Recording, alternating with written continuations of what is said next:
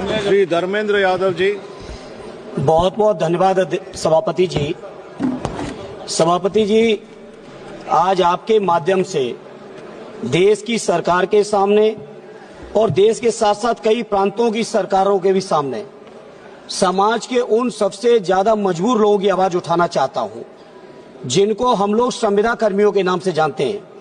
सभापति जी, अभी पिछले दिनों केरल की आवाज उठी आशा बहुओं की, और उसी तरह के हालात पूरे देश के अंदर हैं। अगर हम केवल उत्तर प्रदेश की बात करें सभापति जी, तो आशा बहुएं अकेले 4 लाख इनको केवल रजिस्ट्रेशन के लिए 2000 रुपए मिलते हैं और 600 रुपए पर केस मिलते हैं। रोजगार सेवक लगभग 40,000 केवल 8850 रुपए। शिक्षा मित्र 1,48,000 इनका मानदेय केवल 10,000। आंगनबाड़ी सहायिकाएं और उनकी आंगनबाड़ी कार्यकर्ती लगभग 7.5 लाख और इनको मानदेय मिलता है केवल 5,000 और 2700। इसी तरह से अनुदेशक लगभग 40,000, मानदेय केवल 8700। इसी तरह से पंचायत सहायक लगभग 40,000, मानदेय केवल 5,000। इसी तरह से रसोईया 3,76,796 और मानदेय केवल 2,000। ग्रामीण चौकीदारों की अलग समस्या।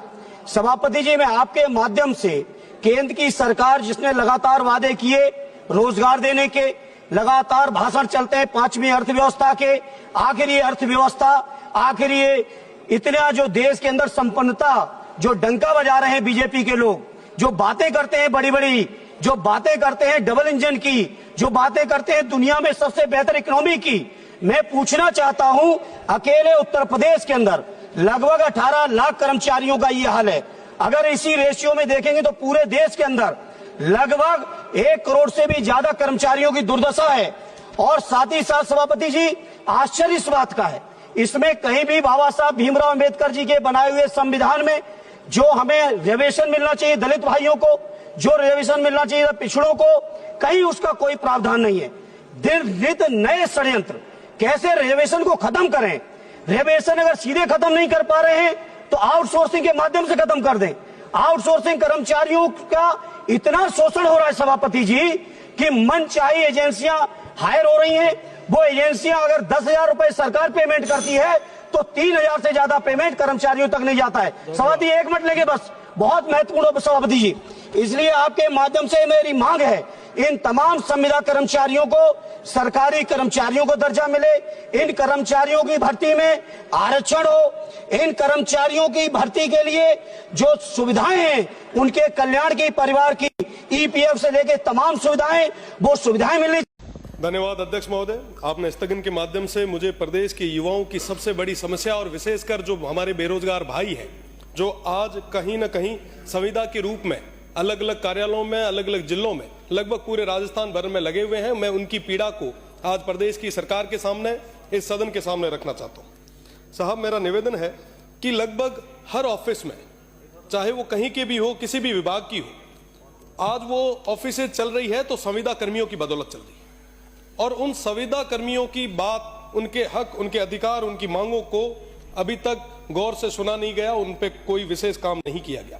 मेरा निवेदन है प्रदेश की सरकार से कि राजस्थान नॉलेज कॉर्पोरेशन का गठन किया जाए ताकि उन संविदा कर्मियों की बात को सुना जाए, उन पे निर्णय ले सके।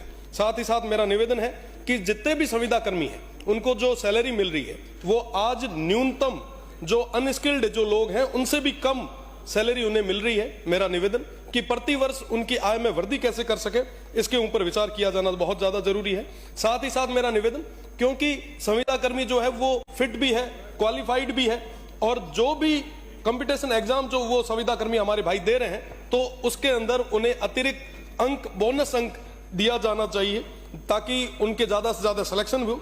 मेरा साथ ही साथ निवेदन है कि जो सैलरी जो उनकी आ रही है उनको सीधे उनके बैंक अकाउंट में मिले। साथ ही साथ जो संविदा कर्मी है उनको नियमित करने की भी मांग मैं प्रदेश की सरकार से करना चाहूंगा। साथ ही साथ पीएचडी में जनता जल योजना के माध्यम से 6 से 7 हजार कार्मिक लगे हुए हैं, पंप चालक लगे हुए हैं, मैं उनकी बात भी करूंगा। साथ ही साथ अग्निशमन विभाग में फायरमैन और ड्राइवर की संविदा कर्मी है, मैं उनके लिए भी निवेदन करूंगा। साथ ही साथ यूटीबी जो हमारे राजस्थान नर्सिंग ऑफिसर है उनके लिए भी मैं निवेदन करना चाहूंगा। साथ ही साथ कनिष्ठ शिक्षक, सहायक शिक्षक, पाठशाला सहायक, शिक्षा सहायक के रूप में जो 30-35 वर्षों से काम कर रहे हैं, उनकी भी बात मैं आपके माध्यम से रखना चाहूंगा।